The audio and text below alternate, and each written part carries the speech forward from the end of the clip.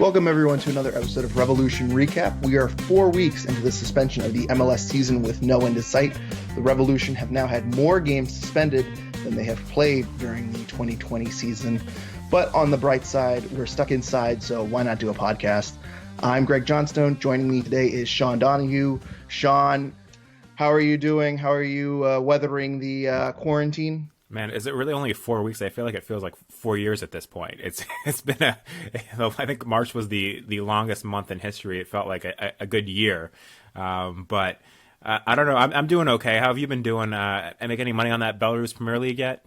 I've decided the Belarusian Premier League is rigged against the teams that I bet on. So I've stopped betting on Belarusian soccer for the time being, but or I'm going to have to learn a lot about the Nicaraguan Premier League. I think there's is the only league I can find information on. So yeah, it's very, very tough times for a casual gambler. But it is what it is. I guess that's not the worst problems in the world right now, so I can't complain too much. Yeah, I think we're all missing sports, though. Absolutely. And before we get started, I wanted to move this to the front of the podcast. But for those of you who don't know, the Rebellion have a fundraiser, a GoFundMe for the members of the Rebellion that have lost their jobs and have been greatly impacted by the coronavirus outbreak. If you Google search GoFundMe Rebels for a Cause, it'll come right up.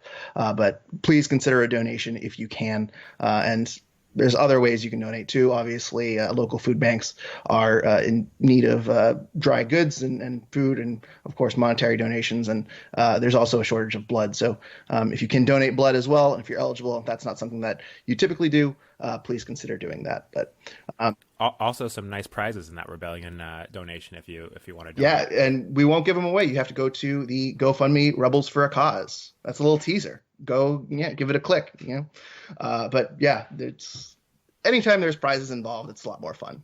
So, but enough with depressing real world stuff. Let's get into the depressing soccer world, which has kind of come to a complete stop. Sean, it's been 4 weeks. We have a lot more information than we did a few weeks ago when we did our last podcast with the All Revs team. I think things were there's a lot of questions surrounding then, and we weren't really sure. We didn't really have a lot of opinions formed. A few weeks have gone by, and there's still a lot of questions, but we have a little bit more information, and we can kind of speak to this a little bit better. So I think that's why we're kind of doing this now. But first question, how long do you expect the suspension to be? And kind of as a follow-up, do we expect a 2020 MLS season? Yeah, I mean, it's tough questions. Even now, several weeks later, it's tough to answer these questions. I think anyone that tries to answer this definitively is just making it up. But you look at the way things are going. It's hard to see when we're going to be in a situation where it's people are comfortable sending people back to a stadium to watch a game, and then you get to the question of could you be having closed door games? And with a league like MLS that makes so much revenue in tickets and doesn't do as well necessarily in TV revenue as some other leagues, you wonder how feasible that is. At this point, I think July is probably a best case scenario. As for will there be a 2020 season, I think it comes back eventually, but whether that's July or even September and you have a shortened season then.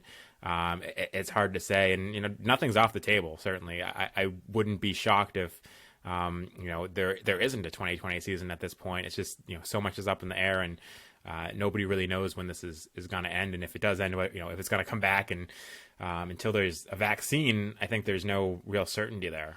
Yeah, and you bring up a really good point too of will this come back a little bit stronger? Because originally there was kind of an expectation that when the weather gets a little bit warmer, maybe it dies out, maybe it's a little bit more in control, and then it kind of peaks up back in the fall when the weather kind of gets cold again. It doesn't seem to be that way. It seems to still be going strong, and this coronavirus is impacting pretty much worldwide. In Australia where it's the summer, it is hitting greatly. I know in South America, I think Ecuador, which is right on the equator, is hit pretty heavily by the coronavirus. So kind of the warm weather theory that I think people were optimistic of a few weeks ago, that it might kind of just go away as the weather gets warmer. That's turning out not to be true at all. So but even still, I looked up the other day. I saw there were odds on, as I was browsing my gambling odds, looking for something to bet on. I noticed that there were odds offered for will the NFL and NCAA football season start on time, and yes was the underdog. I think they were plus 150 odds, which is about, it means 55% ish chance of the season's not starting on time, and that's pretty incredible. We're already talking about September and football being affected. That's a long, long way from a few weeks ago when MLS pushed their season back to May 15th. And people thought there'd be games on May 15th. And I know some people are we're hoping for games in June. I think you're right. July is really the best case scenario. It's really hard to picture sports coming back anytime soon. And over the past few weeks, the curve has not flattened whatsoever. These cases are still going up and up and up. So you have to think at a minimum, we have to see a little bit of a slowdown before we even begin to talk about sports coming back. And I mean, the fact that we're already talking about the NFL and NCAA football seasons being postponed, California Governor Gavin Newsom said that he does not expect football games to be played in September with large crowds. I mean, it's if we're already talking about the fall, I don't see how MLS gets a season in. I mean, they've already extended the training moratorium, so players, can't even train as a group until April 24th. So, at that point, that's hypothetically, let's say they get back to training April 24th, which I don't, after April 24th, hypothetically they get back to training that next Monday, which I don't see happening. They probably need a month as, a soccer team, or, at least 3 weeks to get it back into shape at this point, because this is, going on to being, even longer than a full off season. So yeah, at that point you are already talking about all of May being done and then June. And realistically, I don't think April 24th is going to be, when the training moratorium actually ends up ending. One thing you mentioned too is that MLS relies on a lot of their revenue from ticket sales, from not on TV rights, but actually more in-person experience. And there's also a lot of concerns.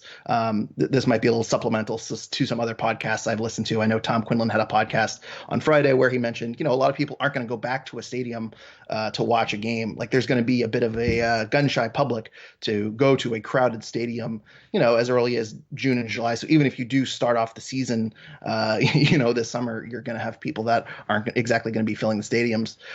With that kind of in mind, what are your thoughts on doing closed door matches, maybe doing a neutral location where teams kind of play out their season in Florida? I know the NBA has talked about potentially doing Las Vegas. I know MLB, there's a report saying they're considering playing games at their spring training venues. Do you think that it would be wise for the MLS to try to go forward with some closed door matches? Yeah, the whole neutral venue thing, I don't really get. I don't understand how you convince all your players to leave their families for a month at a time or something and go somewhere else, and while this is going on, kind of abandon your families to go play soccer in a neutral location. As far as closed door matches, it seems like there's a good chance it's going to have to be the reality for a little while, because even when it becomes safer to get to get Seattle packing 40,000 in the stands, or Atlanta packing 60,000, or even the Revs getting 20,000 in the stands, it just seems it's like it's going to be a while before people are comfortable that that's safe. So it's, whether or not that is financially feasible for MLS, I don't know, but it does seem like, in some sense, that they're probably going to have to do that if they're going to try to start the season at any reasonable point in time. But with that said, I know you and I have both watched some empty stadium matches with all that's been going on, and it's just sports aren't the same without a crowd there. The atmosphere is a big part of sports. Just from watching some of those games on TV, watching Turkish League games on TV in empty stadiums, there's a novelty factor to it, in that you can kind of hear the players yelling at each other and some stuff that you wouldn't normally hear. But eventually, it just it doesn't feel real in that hollow stadium with no atmosphere. It's kind of a completely different thing. Part of sports is the atmosphere, and I think even players too don't necessarily play with the same level of passion when there's not fans behind them. I think it was LeBron James that at one point, when they were talking about playing NBA games behind closed doors, said he wouldn't play without fans. So, and you can kind of see why. But yeah, that might end up having to be the reality for a month or two, when it's safe enough to do that, but not safe enough to have people in the stands yet. And I mean, you mentioned a completely different atmosphere. I know there's probably a full 10 people who listen to this podcast that also are wrestling fans. WrestleMania happened last night with no fans in it, and I watched a bit of it. And the best description I saw was it looked like a budget Eric Andre sketch where it's just a lot of awkward crashing and smashing around. And it's just very bizarre. It's just so silent. And certainly something like wrestling where you're basically going for nothing but crowd reactions. I think that's amplified. But in terms of soccer, I was actually going to go the other way, Sean, because, I mean, since we're Revolution fans, aren't all home games an empty stadium match? I think Bruce Arena basically said something like that when he got asked about playing empty stadium games, which was pretty hilarious. If anything, I think there'd be a home field advantage for the Revolution if they ended up doing something like that. But no, I mean, if I'm MLS, I think it's important for them to get back and be the first back at playing games. That's going to be extremely hard to do, but MLS has kind of been looking at the slow growth of the league. And I think from a business standpoint, I think if MLS is able to still put a product on the field and are able to not necessarily be first back to market, but let's say the NHL and NBA cancel their postseasons, which honestly I think is probably going to happen. If we're talking about going into June and July, I don't think NBA and NHL have a chance of coming back this year. I mean, MLS has a potential to, if they're able to arrange some sort of empty stadium match and they're able to do it in a closed location that's very safe for all of the players, even if it's just for a few months, I know there'd be a lot of logistical issues and they would need it signed off by the MLSPA, which will I'll kind of go into that, the legal stuff in a few minutes. But I think if you're able to do that, I think you're going to convert a lot of people to soccer. I think a lot of people are going to watch just because there's nothing else to watch right now. I mean, there's absolutely no sports. People are watching esports. People are watching table tennis. People are watching marble racing. I think if MLS is the first American sports league back, I think that's actually a pretty decent business opportunity in making a bit of positive out of a really, really terrible situation. They're going to lose a lot of revenue doing that, though. They're not going to be gaining any in-game revenue. Their TV contracts, it's not like they're going to be able to negotiate them up for this little bit of time. But I think you're going to be able to convert a lot of fans and get a lot of more fans watching soccer if you're able to somehow find a way and devise a way to start games ahead of MLB. Yeah, if I was a betting man, though, I would be betting on MLB being the first sport to come back. For a lot of reasons, one of which is I think it's a sport that is more adept to kind of making slight modifications to the rules and by doing so taking less time to get ready for a season. MLB already expands the rosters late in the season. If they started the season with an expanded roster, that put them in a position where starting pitchers wouldn't be expected to go 6 innings. Maybe they're expected to go 4 innings to kind of build their way back up. You can kind of do that in baseball in a way you can't really do that in soccer. I think I heard somebody mention making there be unlimited subs in MLS, which I think just changes the sport so much that I don't really see that happening. But I think that's one of the things kind of works against soccer. But also, if you're talking about social distancing, baseball is a sport that's a bit better designed for that on the field than soccer is, where there's a lot more contact. That is true. And Sean, if you were a gambling man, you could actually gamble on which league comes back first. MLB is -145. MLS is +109. So it's about 45 to 48% that MLS is coming back first, but MLB a slight favorite that they will start games before MLS. And as you said, I think it's because MLB has a little bit more options. I think it's easier to train for baseball individually as opposed to MLS, which there's a lot more of a teamwork component. There's just a lot more complexities to MLS and formations and working as a team, whereas MLB, they do spring training, but I think players can kind of train on their own. There isn't a lot of teamwork components that go into their preseason. It's more just getting back to peak physical fitness. And if all these athletes are training individually throughout this time, I think MLB has a clear advantage to come back. One other big question too that's gone around is the possibility of MLS finally switching over to a European schedule. Maybe starting in the fall, playing through the winter, and ending in the spring or summer. Sean, what are your thoughts about MLS potentially converting with the rest of the world and using their metric schedule? Yeah, I mean, if you're looking at things to do to make this season happen, and if you're someone that was already on board the idea of switching to a European schedule, which I certainly am not, I can see why you might think that. Certainly now with this break and this kind of forced break, it would kind of give them the opportunity to do that scheduling. But I still just don't think it's feasible for the same reasons I've never thought it was feasible, which is, you have a lot of teams in MLS that are playing, in the northern parts of the United States, and even in Canada. You have, the Revolution that play in an open Gillette Stadium. You have the Chicago Fire. There's no shortage of MLS teams Toronto. There's no shortage of MLS teams that play without a roof in very cold climates. And if you expect Revolution fans to be showing up to games in January or February, yes, we've had a somewhat mild winter the past couple winters, but that's not always going to be the reality. And people that have lived in New England a long time recognize how terrible winters can be here. And unless the Revolution are going to be playing 3 months on the road, and Chicago is going to be playing 3 months on the road, and Toronto is going to be playing 3 months on the road, and the Montreal Impact are going to be playing at Olympic Stadium on that terrible turf that everyone complains about under that roof, and several other teams too, Columbus, New York, lots of teams would be fighting with this terrible weather. It's just not a league in a region where that makes any sense to me.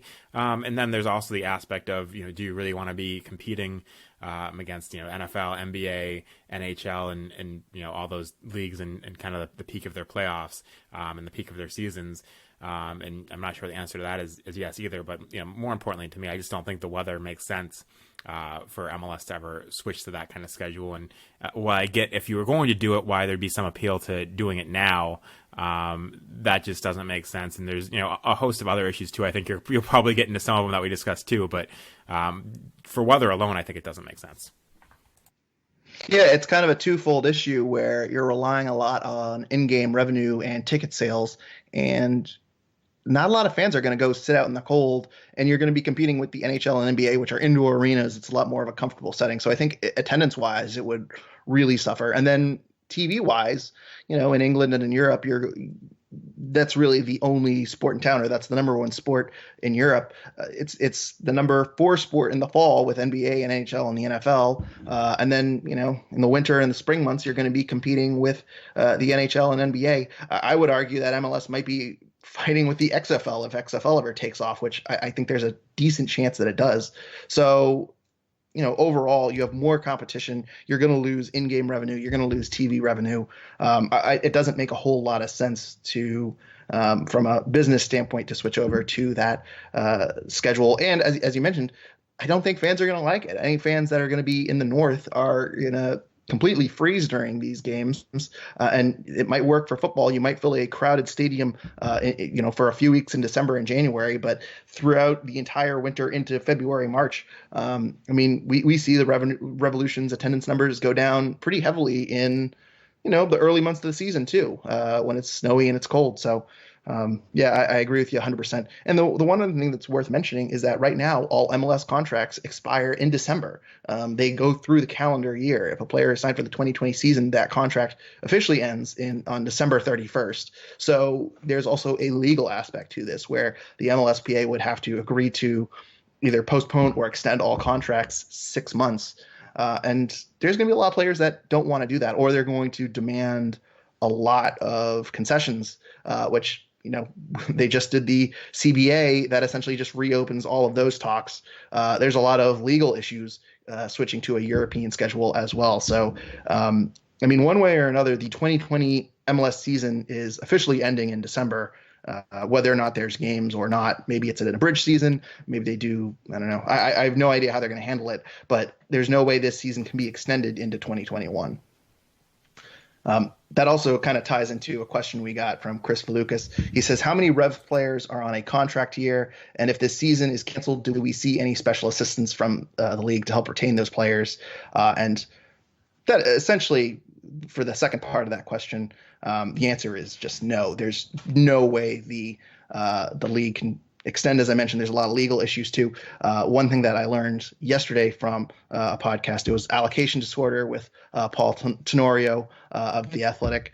It's on the Total Soccer show feed. If you're into the legal aspects and contracts and stuff like that, I give it a high recommendation. But one point that they mentioned yesterday is that MLS players don't have a force majeure clause, which is in the NBA and the NHL. And essentially what that is when there's an act of God, this clause allows owners to suspend contracts and not give out pay. So the NBA and the NHL have these clauses. The owners haven't exercised these clauses yet, and they're still passing out their salaries to their players. But there's nothing like that in MLS. So MLS players essentially, their contracts are being honored one way or another. So there's really no incentive for the MLSPA to rework a new schedule or extend their contracts unilaterally. Let the league extend their contracts throughout next year. Whoever is a free agent at the end of 2020 is set to be a free agent, and there's no way for owners to suspend or cancel these contracts or delay them into the 2021 season. And if not, or if it was, it'd be a major labor issue. So I think there's a lot of legal hurdles in order to extend free agents into the 2021 season. Yeah, and the other thing too is you look at the NBA, the NHL, and hypothetically you could maybe see a situation where if those leagues lost the season and trades have been made and everything was done, that they somehow come to a conclusion with their players associations that let's extend every contract for a year as what it was supposed to be, and teams made trades and everyone did all these things that were kind of based off of expectations, and those expectations didn't happen. Let's just keep the rosters as they are for another year. I don't think that's going to happen, but hypothetically I could almost see a scenario in those leagues where it happens. But those are the best leagues in the world. Players aren't looking to leave the NBA to go to Europe unless they don't have an option in the NBA. With MLS, the best players in MLS that may have a year left in their contract. You even look at a guy on the Revolution like Diego Fagundes. I don't know that his play is necessarily getting him a lot of interest, but as far as where he has 1 year left in his contract, if hypothetically if he does well this year, or thought he was going to do well this year, or even if he doesn't do well this year and there's no season, he'll be a free agent at the end of the year. And if he wants to go to Uruguay or somewhere else, he can do that. And there's a lot of other players that have been playing really well in MLS that would have an opportunity to go to Europe as free agents, and they're not going to want their contract extended a year. Soccer players in particular, and really all sports, your career is very short. So to kind of give up another year and be, if you're a person that has an opportunity to go to Europe or elsewhere, kind of be stuck in MLS for an extra year, doesn't really seem like something that would, be something that MLS players would readily agree upon. And if you can't get everyone to buy in, then I'm not sure there's any point to doing it for a smaller group of the players. So yeah, I agree with Greg. I don't think there's really any way that something gets done that tries to extend players' contracts a year or keep retaining players that otherwise would have been able to leave. And it kind of works two ways too, where, I don't know. I don't think owners unilaterally would want that either. And I don't think players would unilaterally want that either. And what I mean by that is, you mentioned Diego Fagundes. With Diego, maybe he wants to go play in Uruguay. Maybe he wants to sign with a different MLS team. Or you could say that, maybe his market value essentially tanks because he needed kind of a comeback season to kind of build up his value, and he didn't really get anything. So maybe he signs on for one more year or whatever. We don't really know what Diego Fagundes' motivations are, but you have to think that he wants that freedom to leave. Then you look at someone like Michael Mancienne, who signed a 1 year contract with a team option for 2021. The Revs want to, move that contract 1 year later, where Michael Mancienne is 1 year older, and, they have to pay that salary. They probably don't. At that time, Henry Kessler is 1 more year out of college. He looks like he's going to be a starter anyway. There's really, do you want to move Michael Mancienne into the 2021 season? Probably not. So, I think some owners and some club general managers are going to want to just kind of play it as it is. And that'll benefit some teams, and it won't benefit other teams. It's going to be kind of a mixed bag across the board. But I don't see owners or the teams try to argue that all contracts should be extended an additional year, because either way, they're paying these players. They are legally required to pay out these salaries. So extending all these contracts 1 additional year, I think that's going to bite a lot of players, a lot of teams, if they're overplaying players and they're trying to clear the books. So, do you want to extend Michael Mancienne into another year and pay him $400,000 each year? Probably not. You probably don't want to do that. So there's a lot of kind of issues going around. I just don't think it's in anyone's interests to do that, even if it wasn't legally complicated. So.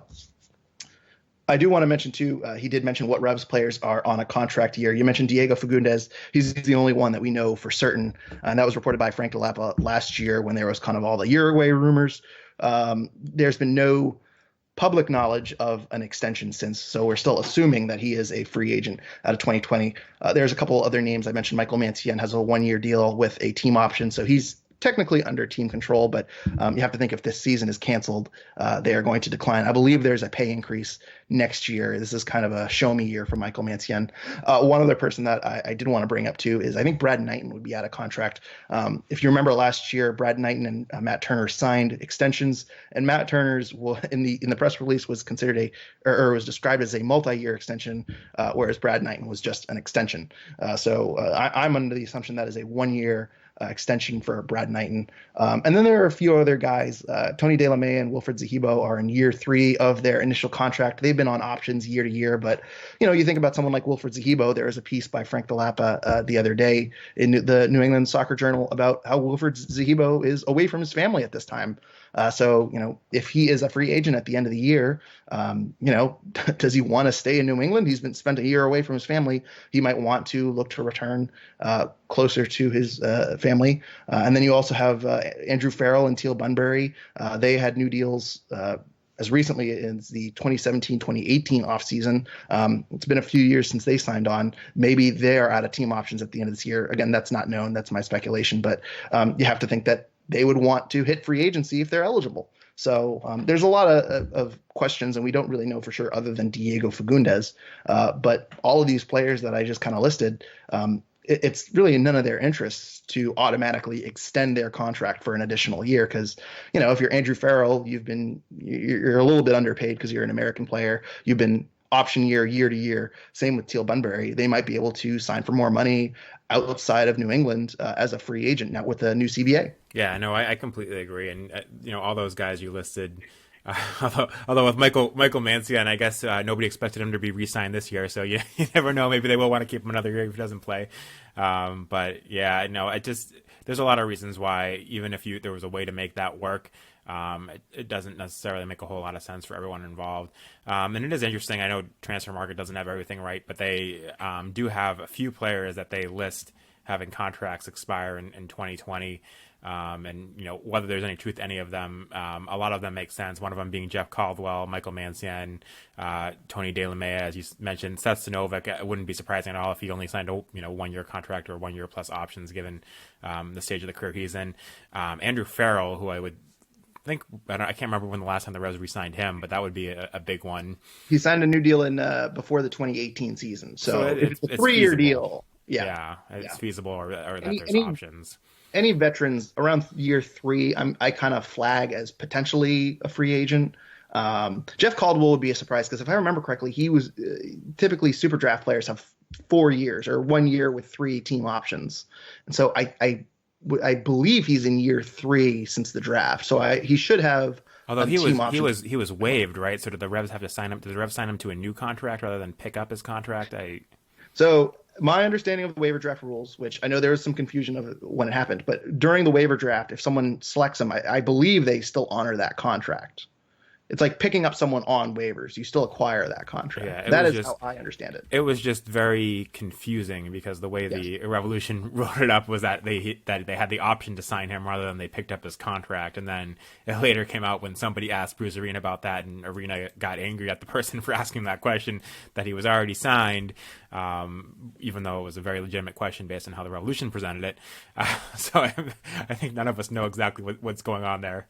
We had a long text conversations about trying to interpret these rules, and my understanding is that the re-entry draft is players out of contract, and then the waiver draft are players that their options weren't picked up, and another team has the option to basically take that contract and honor it. So that is my understanding of the waiver draft, and obviously there are some slight differences. I don't want to get too into it, but my understanding was that when the Revolution selected Jeff Caldwell, they were acquiring that player's super draft contract with an additional year. But as you say, then it was reported he was out of contract and they were negotiating a new deal. So maybe they did negotiate a new deal and they signed a 1-year thing. I have no idea, but I don't know. MLS rules are just awful, but anyway. Do we know how many years are on Carles Heel's contract? Because he's one of the guys listed on Transfer Market as having a contract that expires at the end of the year. And again, I don't think Transfer Market knows everything, but they do sometimes surprisingly get things right that you wouldn't be sure of. And that'd be a big name to potentially have a contract expiring. Yeah, so and I do want to really caveat that Transfer Market because I mean the rate of accuracy on that website is not reliable. I want that well known, and I know this because I tracked who it said was a free agent in 2019, and a lot of those players had team options. So they might not be considering team options or Right. mutual options or anything like that. So I just want to throw that caveat out there. In terms of Carles Heel, I did not find anything in terms of the length of his contract. So if he signed a 2-year deal, that would be an issue. But who knows? Yeah, completely unknown to how long he signed a contract for. And So I mean, it wouldn't that's be a big concern. Yeah, That is it wouldn't very be big shocking for a guy of Carles Heel's age to want to sign a 2-year contract and have the freedom to perhaps go back to Europe if he did really well in those 2 years. So that it wouldn't be shocking to me if that was the case. No, and especially in the leagues he had played in, I think coming to MLS was not a bit of a risk, but yeah, it's certainly not out of the question for him to sign a 2-year deal and see where it goes. So yeah, no, absolutely. And if he's a free agent, you have to think he's going to attract interest from overseas. Absolutely, yeah. So that would be that's a big one to watch if his contract is in fact up. And again, a guy like him, may not be someone that would have been agreeable to having those options at the end of his contract. Yeah, but yeah, most players probably have a team option, so it'll be interesting if the season is canceled. How do you evaluate who to retain and who to keep? Because I think that goes into kind of uncharted territory. Someone like Christian Pania, he had an option last year, which means he's either a free agent or he has another team option this year. What happens with him?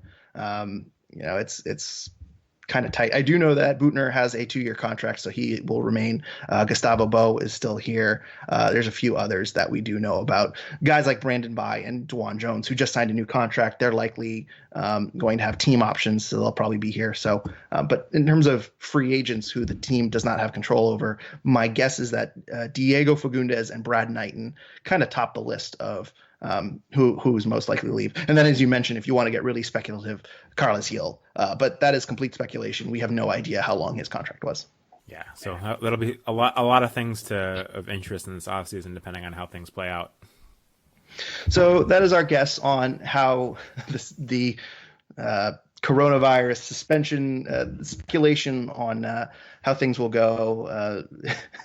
I mean, it's really all up in the air on how this is going to work out. But while we're going to talk about some other topics that have kind of come up. And one thing I wanted to address really quickly and kind of rant about, we saw this on Reddit, but since we last recorded our podcast, Tom Brady left for the Tampa Bay Buccaneers, which I will not comment on. Sean, I don't think we'll comment on the actual transaction ourselves because that'll lead to a completely separate rant that we this don't isn't really Patriot recap. Yes. But the question was posed on Reddit, how much would a Patriots losing or the Patriots kind of falling a little bit, how much would that impact the Revolution? And a question comes up like this all the time, like the Red Sox or the Patriots, when they kind of fall down, how much does it impact the Revolution? So, Sean, I'll give you first dibs on this. And what are your thoughts? Because I went through the comments on this Reddit page and I was highly disappointed. So, Sean, what are your thoughts on how the Patriots losing potentially could impact the Revolution? Yeah, I see this comment way more than I would expect. It's not just a fringe comment anymore. It's something that a lot of people have speculated on. And to me, it's kind of a ridiculous question because the Patriots are just, Patriots are the number one sports team in New England, and a, fall from grace might help bring more attention to the Boston Red Sox. Maybe, I'm not sure, because they're also kind of having a fall from grace. So yeah, the amount of revenue that comes into the Crafts from the Patriots is exponentially higher than the amount of revenue that comes in from the Revolution to the Crafts. So it's just, if Tom Brady leaves and the Patriots don't aren't a Super Bowl contender this year, and they might still very well be a Super Bowl contender without Tom Brady. The Patriots are still going to bring in exponentially more revenue to the Crafts than the Revolution are going to bring in. The Patriots are still going to get 66,000 people in the stands for every game. If they have many years of losing, they might not get 66,000. They might get 50,000 plus every game, and they're still going to bring in exponentially more money than the Revolution to the Crafts. So while I get why it's fun to speculate that Tom Brady going away and the Patriots maybe not being as good as they have been in the past may bring more attention to the Revs, it just, I don't think it is a blip on the radar. I think the Revolution are the fifth sport in New England, and I think Kraft knows that. And I think even if the Revolution start being much more successful, I don't think the amount of revenue they could bring in would be anywhere near what the Patriots as an unsuccessful team would bring in. So I just don't see it changing anything. And I also don't think the Patriots being unsuccessful is going to put any more bodies in the stands for the Revolution. If the Revolution want more bodies in the stands, they're going to have to be a successful team, and or they're going to have to build a stadium in Boston. And I don't think anything to do with the Patriots really impacts that much at all. There's two ways that the Revolution will grow their fan base. Well, I guess that's kind of what we're looking for, because the Kraft thing is ridiculous. I don't want to even there's no way on earth that someone who owns an NFL team, let's take out Robert Kraft, let's say someone who owns an NFL team and someone who owns an MLS team, there is zero ways where an owner is just going to say, I'm not really interested in the NFL team anymore. I'm going to put all my eggs in the basket. I'm going to invest in the MLS side, because NFL, their TV revenue is so high. Ticket sales are so high. They make so much money on the NFL that, for Robert Kraft, the Revolution are a side project, essentially. I mean, it just, the Patriots revenue dwarfs what the Revolution do, even if the Patriots go 0-16. So the idea that Robert Kraft is going to get frustrated with the Patriots and open the checkbook for the Revolution, I think is just a theory that is so incorrect. And we've kind of seen Kraft open up the checkbook just because on the Revolution in the past few years, we have 3 DPs now. I think it's just because he's embarrassed about MLS. The idea that Robert Kraft can't operate 2 franchises without having full attention on one or the other, I think is kind of nonsense. They're totally separate operational departments, and I think Kraft wants to win in both of them. So I know there's a theory that Kraft doesn't invest when the Patriots are winning, but if I remember correctly, they went out and they got Jermaine Jones right in the height of the Patriots starting their dynasty. So I reject the Kraft doesn't pay attention theory. So my assumption is, where this kind of question on Reddit comes from is, will fans get frustrated with the Patriots and then convert to the Revolution?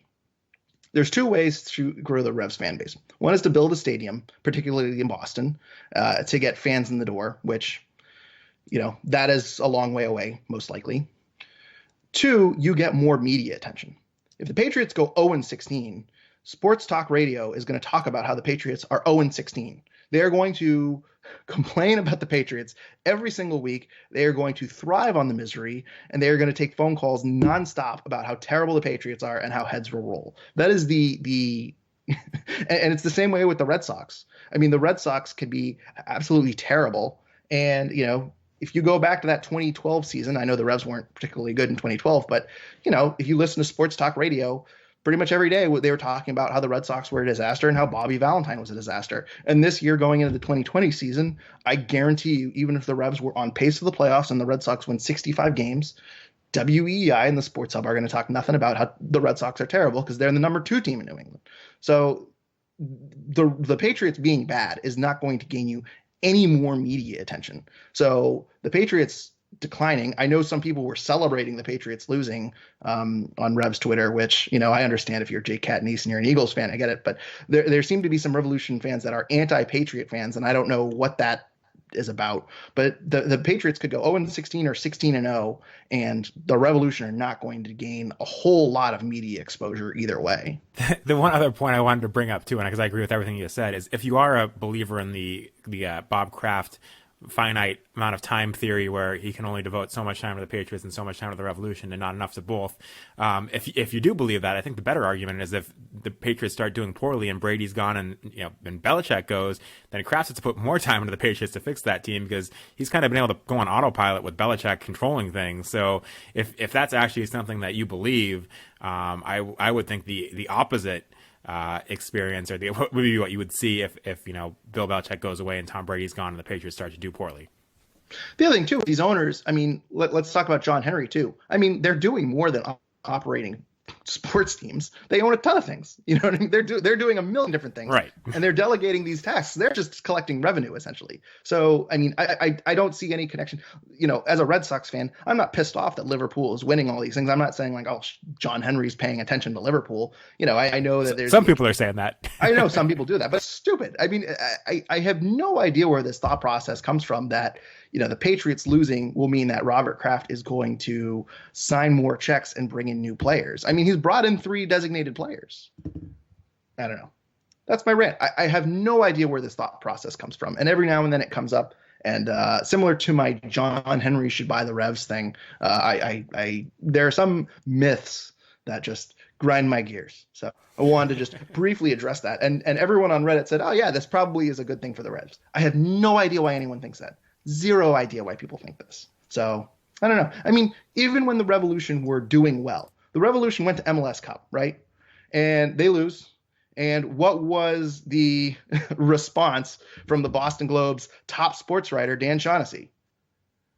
He said, he sent out a tweet right within an hour of the Revolution losing. And he said, I'm glad the Revolution lost, so we no longer have to pretend soccer is relevant. Boston sports media is not going to respect soccer for a while. And the Revolution being 0-16 or 16-0 doesn't change any of that. So that's my rant. Nope, couldn't agree more. Moving on from that. On the lighter side, Sean, we got an interesting story over the last 3 weeks from The Athletic about a former Revolution player, Michael Augustine, who a lot of people probably don't remember Michael Augustine because he was not very notable, but I would say the story is a bit notable. Sean, you want to explain what happened with this brilliant Mike Burns signing? Yeah, well, first of all, this is a great article overall. There's 25 stories in here. It's on The Athletic by Pablo Moore and Stam Steichel. So if you are an Athletic subscriber, you should definitely read this. And even if you're not a fan of these other teams, there are some fantastic stories about some of the big personalities in the league and some of the lesser known guys. Just 25 real gems in this, but 2 of the stories touch on the Revolution. One of which is pretty funny about them stealing an Easter bunny after winning the 2007 U.S. Open Cup victory against FC Dallas, and that's worth a read. But the more interesting one is in 2011, towards the end of Steve Nichols' tenure as head coach. As Greg mentioned, the Revolution brought in a guy named Michael Augustine.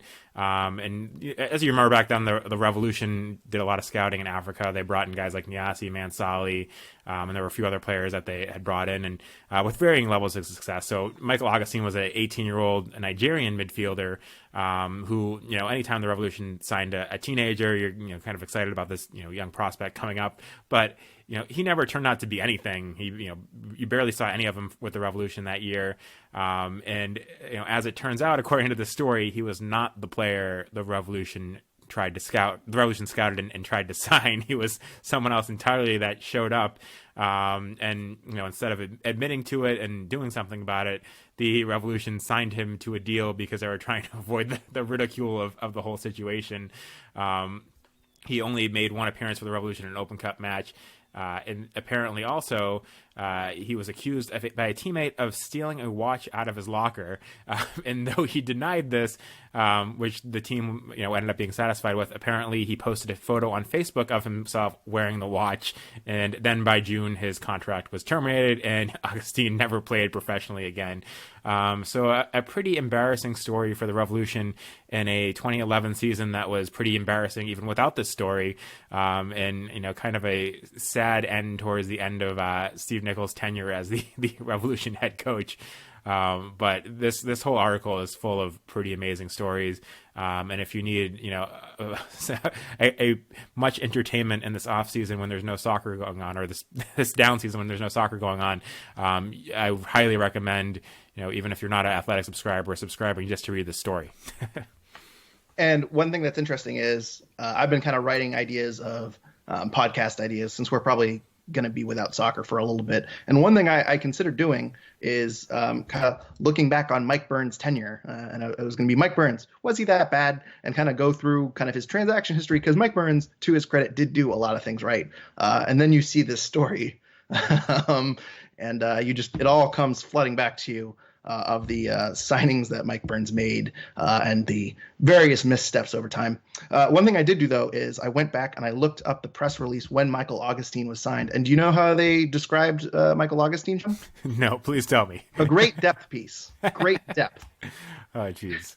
Which was a recurring theme throughout the Mike Burns era. But I guess back at the start, at the end of the Steve Nicol era, back in 2011, we still had great depth piece. Michael Augustine coming in. It's really, really funny in hindsight, but yeah. And if he was any good, he would be in the peak of his career right now at 27. So yeah.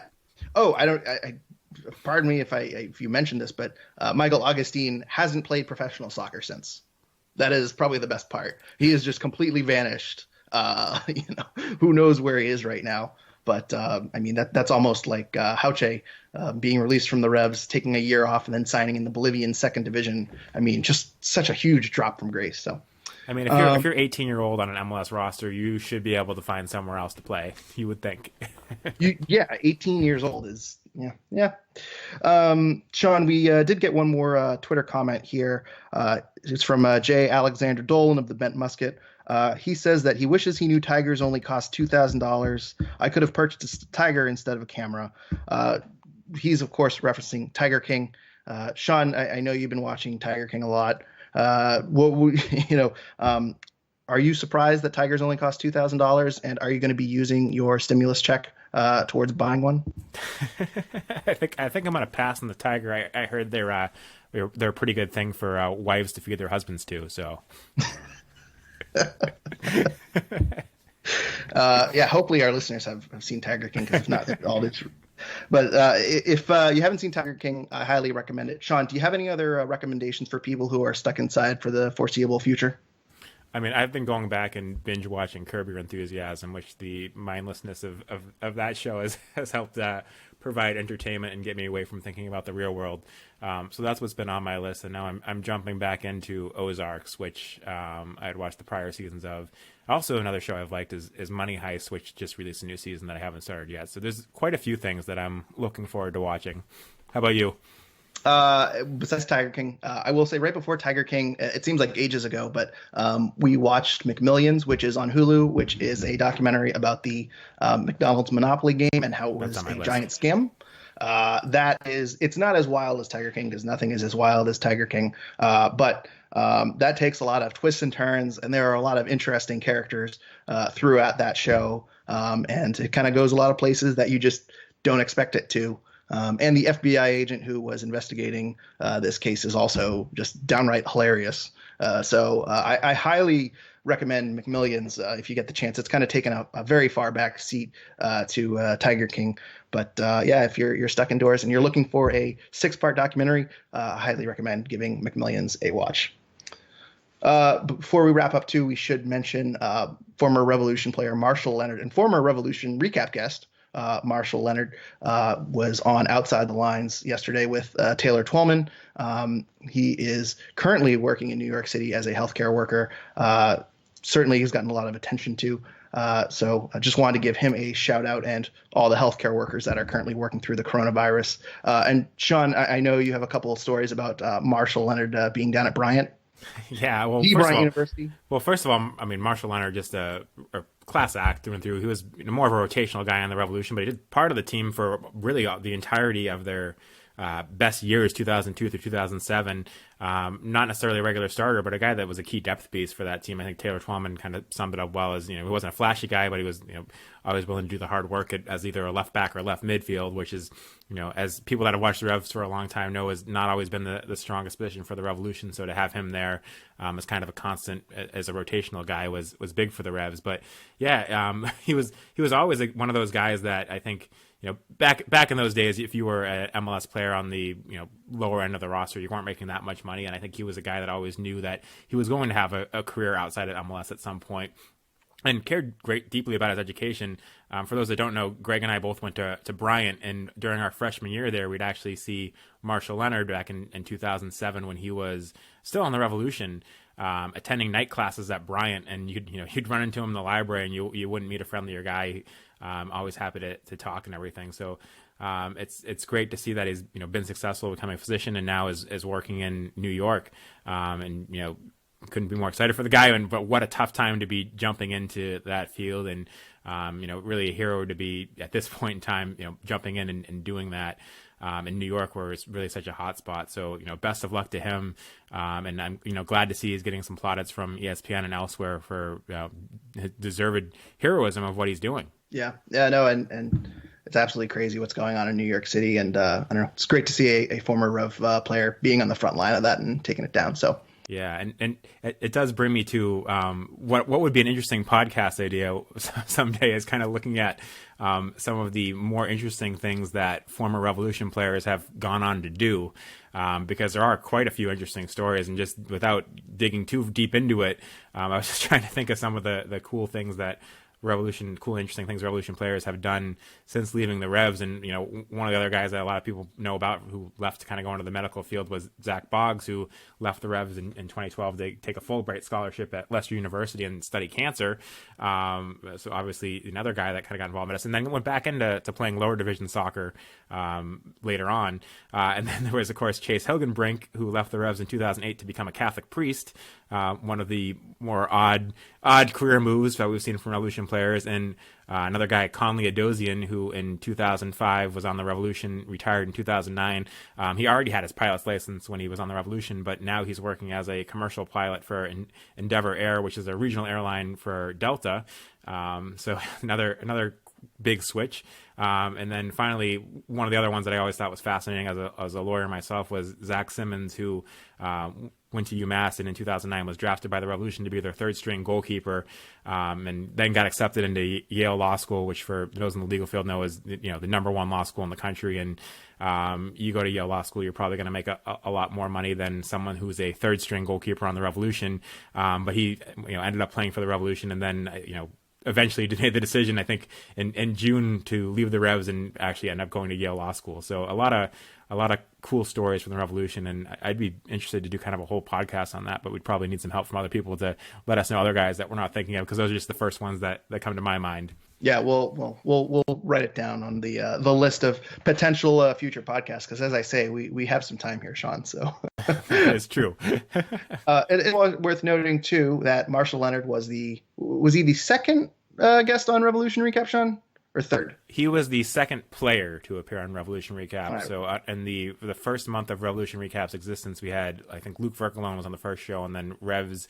I believe he was general manager at the time, Craig Tornberg, was on the second show, and then Mike Burns, I believe, was on the third show, and Marshall Leonard was on the fourth show. Well, and I want to just kind of bring up that I want to congratulate you, because it's been 15 years since the first episode of Revolution Recap back in the AM radio days. So when I was looking up that Marshall Leonard stat, I noticed the dates kind of aligned with in April, and it's been a full 15 years of, well, I guess not a full 15 years. I guess there was a bit of a hiatus while New England Soccer Today was going on. But yeah, congratulations on that accomplishment of the Revolution Recap 15-year anniversary.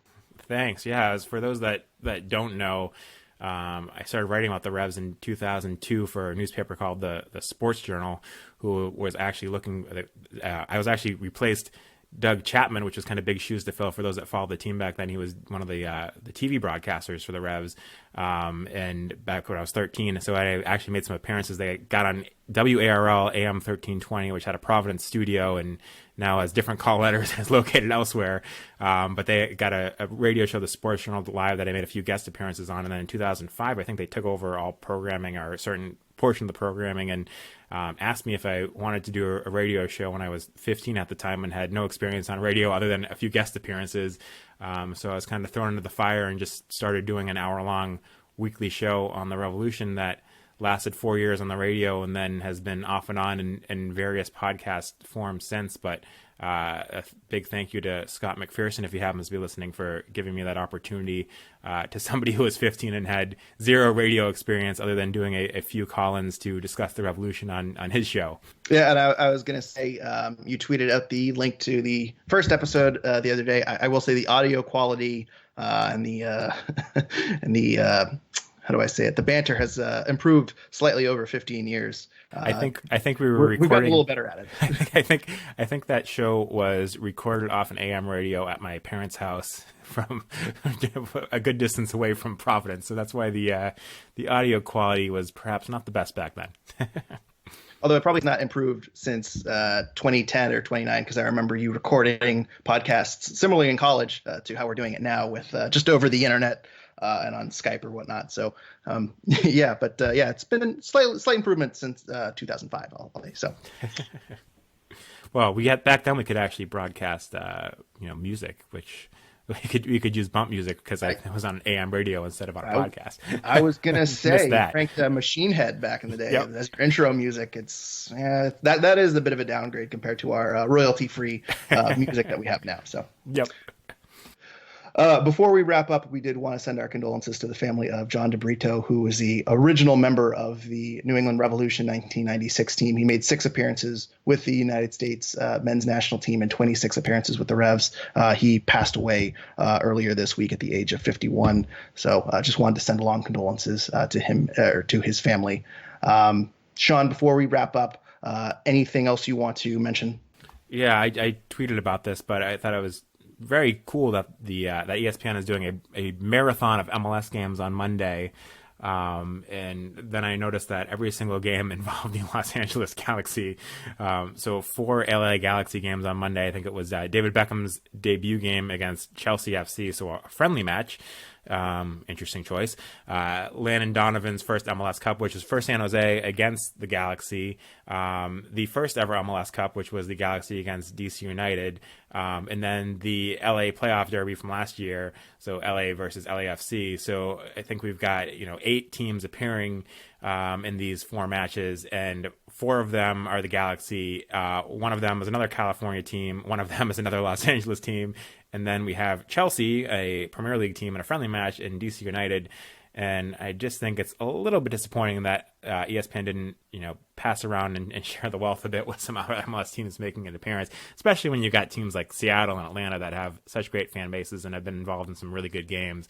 I don't know if I'm being too harsh, but to see, I know David Beckham's first appearance for 10 minutes in a friendly match was a big deal, but is that that game doesn't make you want to turn on the TV, whereas you look back at some of the historically amazing games in MLS, and one of them that stands out to mind is the 2004 Eastern Conference Final with the Revolution and DC United, where DC took the lead 3 times, the Revolution came back 3 times, went to penalty kicks. I think that was the most exciting MLS game I've seen. Featured some huge names like Clint Dempsey, Steve Ralston, Taylor Twellman, Jaime Moreno, Freddie Adu back when people were still hopeful he was going to be good. Christian Gomez, just Ben Olsen, a lot of great players in that game, and a lot of other games like that I think would have made more sense to perhaps show than David Beckham's 10 minutes in a friendly against Chelsea. And you got to think too, LA Galaxy fans aren't going to sit and watch a marathon of games, but I don't know. You could really just play MLS Cups, or it's not like they don't have all the time in the world to play old games. There's no sports going on right now. So I would have liked to have seen some MLS Cups or some kind of classic games, as you had mentioned. I will say I appreciate teams taking the effort of replaying their old games, but I do not understand for the life of me why they are geo-logged and why people outside of New England cannot watch old Revolution games. It's a bit frustrating for me personally as someone who lives outside of New England, but overall, in general, I think MLS is really dropping the ball in terms of how to handle this type of thing. Yeah, I would like to know the logic behind that. Like, is there a bandwidth issue? In 2020, do we not have enough bandwidth to broadcast nationwide, or would there even be that many people that would want to watch it outside of New England that would lead to that being a problem? I just don't really understand that, especially for old games. Like, I can't imagine they're legally stuck to just showing it here, unless it was maybe a national TV game they would be. But I'm a little bit lost on that too. Yeah, I really do not get it whatsoever. The other thing too I noticed was they played the 2014 games online, and then I think NBC Sports Boston played the 2014 Eastern Conference finals on TV. It was like a few days apart, and I was kind of thinking, there were so many great classic games that you can go back to in the 2000s. I don't know, it just kind of seems a bit redundant to play the exact same game kind of back to back in the same week. I think a lot of Revolution fans, like a lot of MLS fans, and myself included, are kind of newer fans that have kind of just joined in the past decade. If you're a Revs fan, you kind of missed that kind of the glory days. So I remember, I think it was on ESPN or who played it, but someone played the 2006 MLS Cup, and I enjoyed that game immensely. I'd never watched that game front to back, even though I knew the end result. So I think it'd be great if they ended up playing more games from the early days of MLS. Just to kind of show it off. I'd like to. I've never sat through those games front to back. So as a new fan, which I think a lot of MLS fans are, I think kind of playing the classics, quote unquote, make a lot more sense. Right, and there, speaking from a Revolution perspective, there are so many good players on those mid and early 2000s teams that especially now when the Revolution have been honoring those guys with the best all time Revolution teams, and we talked about it on the podcast. I think there's a lot of Revolution fans that would be excited to see that. And sure, LA versus LA, last fall was a good game, but am I as excited to watch that again as I would be to watch one of the classic MLS games from the mid 2000s? I would say no. Yeah. So I don't know. Hopefully, as we've said a million times, we're here for a while, so maybe we'll get a little more access to the games from the vault. Maybe not, but we'll see. That wraps us up. Before we leave, Sean, where can people find you on social media?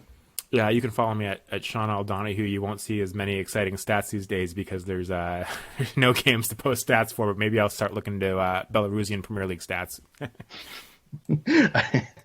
Yeah, maybe I'll hop back into it. I'll start tweeting out our Belarusian gambling tips if I ever get the hang of this thing. But I actually, let me rant one more time. So a newly promoted team to Belarus.